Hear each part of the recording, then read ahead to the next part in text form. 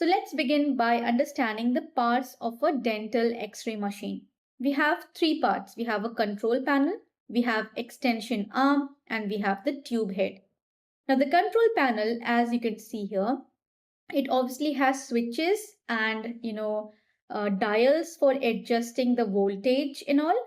Okay, and we have a wire that goes to the main switchboard.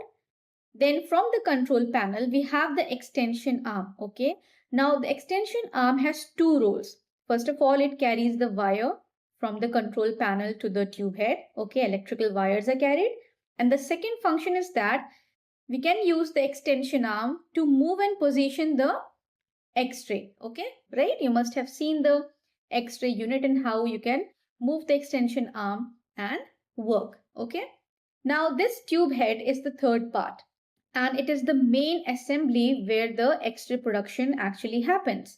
Now if you zoom in to the tube head, you will see something like this, and we can see some very important components here. First of all, we have a metal housing. It is the metal housing of X-ray tube head.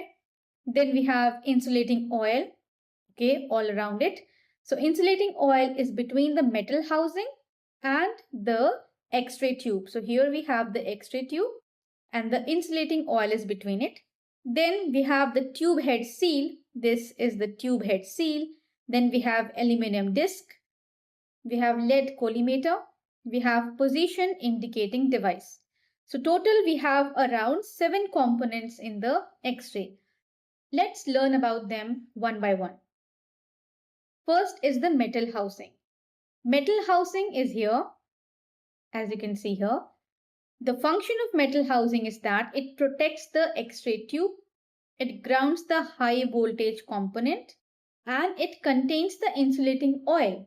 Okay, so it is a metal housing and it protects the X-ray tube, which is a small part inside it, right? And it grounds the high voltage component so that there is no electric shock, electric current, no damage done to the patients or the worker. And it contains insulating oil to dissipate the heat. Then insulating oil, it prevents overheating by absorbing the heat. Then tube head seal. This is the tube head seal. It permits the exit of X-rays from the position indicating device. Okay, and it acts as a filter. Then we have the X-ray tube itself, which is the main unit.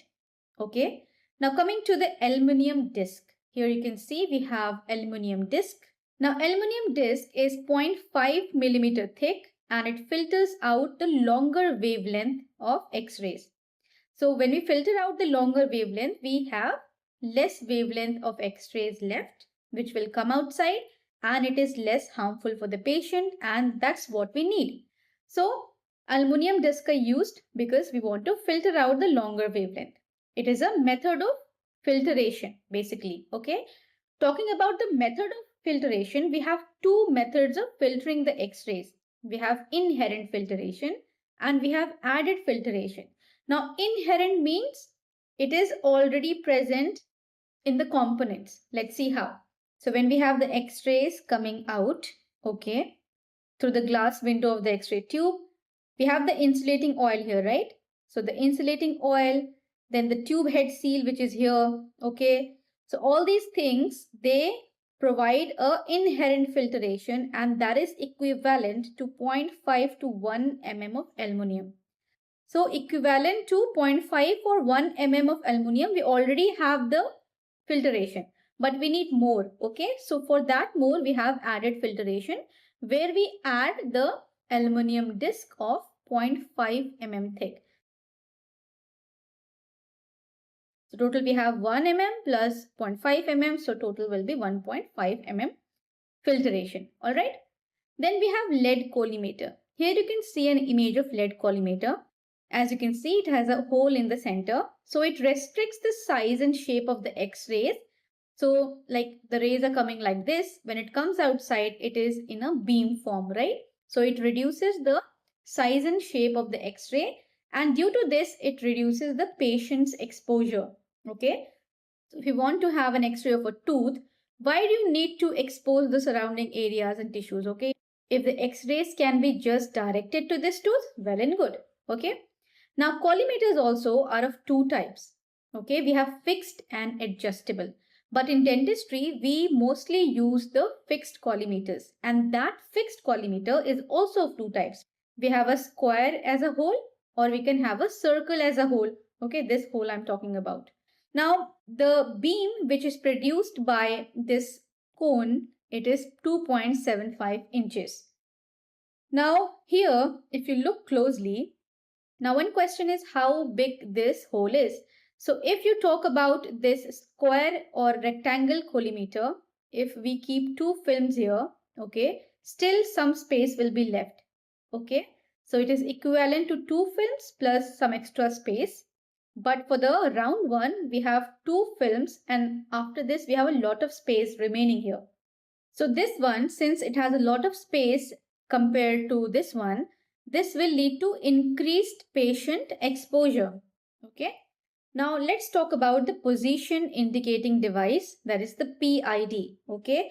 So this particular thing here is the position indicating device. This is what we set while we are taking the X-rays. Remember? So what it does, it aims and shapes the X-rays, and it is of three types. It can be conical, rectangular, or round. Okay. So if you look at the conical one here, so if this one is a conical one, what it will do, it will scatter the radiation. Okay. It will scatter the radiation, and that's not what we want. Okay. So it's better to go for rectangular or a round one. And also the length of this is important. So based on the length, we can divide it into short, that is 8 inches, and long, that is 16 inches. So PID can be short or long. All right. Let's come to the main X-ray unit, that is the X-ray tube.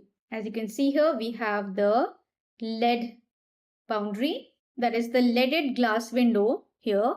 And here at this area, we don't have lead. So this particular area is known as unleaded glass window. Okay, because this is the place where we want the X-rays to come out from. But we don't want it to come out from any other positions. So all other sides are having lead. Alright. So let's look at the X-ray tube. Here you can see we have a cathode, and here we have a anode.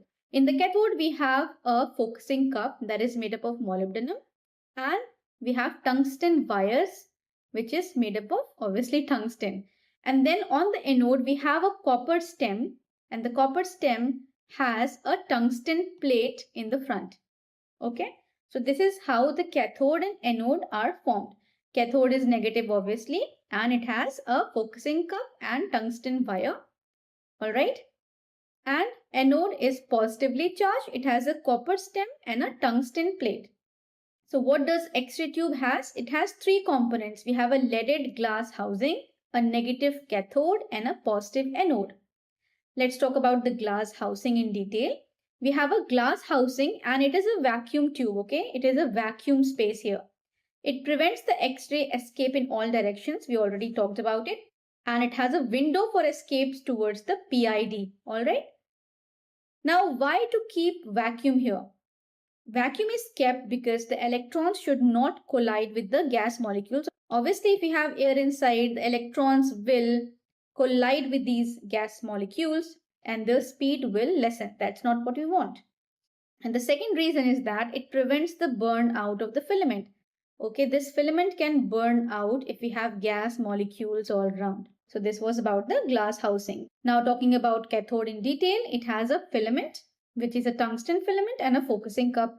Now the tungsten wire which is used is 0.2 centimeter in diameter and 1 centimeter in length. And what is the function of tungsten wire? It emits the electrons. So all of you must have learned a bit about the electrons and all. So this is the nucleus. Here we have the shells all around which has the electrons. So the outer shell electrons are emitted, okay, and they form a cloud here. They form a cloud of negatively charged electrons here. All right. So that's the role of the tungsten wire. It emits electrons, okay. Then role of molybdenum. What it does, it focuses the electron, these electrons which were formed as a cloud, it focuses them into a beam of electrons, and it focuses them on a particular spot on the anode, and that is known as the focal spot. It focuses them on a particular spot on the anode, and that particular spot is known as a focal spot.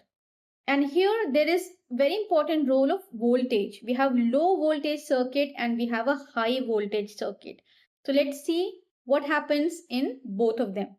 In the low voltage circuit, the incoming current, which is coming from the main wire, right, main circuit, is 100 to 200 volt. Okay, so that is converted into 3 to 4 volt. We need to lower down the voltage so that these wires, they just heat enough to emit electrons. We don't want to heat them a lot, otherwise they will burn out. Okay, so we just have to make them incandescent so that they become hot enough to emit some light and electrons. All right, so that's the role of low voltage current. So first we apply a low voltage circuit. So first we have the role of the low voltage circuit, and then we have the high voltage circuit. It converts the 110 and 220 voltage to 1 lakh volt. Why do we need such great amount of voltage? It is needed because we want to move the electrons from the cathode to the anode. Okay, that's why we need a high voltage circuit. We say step down, step up transformer. So step down, it decreases the voltage. Step up, it ups the voltage. Okay. Now positive anode. It has a tungsten plate and a copper stem. Okay. The purpose of anode is that it converts the kinetic energy of the electrons into X-ray photon. So let's see what is kinetic energy. So when we have a lot of electrons and they are moving at a high speed, so whenever something is in motion, we have kinetic energy in that. Okay, so when it comes and it bombards this anode, okay, this kinetic energy is converted into X-ray photons. So that's the role of our anode. The question is, why do we use tungsten plate here? Why not any other metal? So for this purpose, for the purpose of converting the kinetic energy into X-ray photon, we need 4 qualities, and these qualities are high atomic number. Tungsten has a high atomic number of 74, so we have a check mark here. We need a high melting point. So tungsten has 3380 melting point. We need a high melting point so that the metal does not melt itself when the temperature goes high. So we have a tick mark here. We need a low vapor pressure so that the metal does not evaporate. So we have a check mark here also. But we need high specific heat also to dissipate the heat. But here we have a cross mark. Tungsten does not have a high specific heat. Tungsten is a poor conductor. So what do we do now? Can we change the metal? It has 3 positives, 1 negative. Can you change your boyfriend just because he has 1 bad quality? No. What do? We attach a copper stem.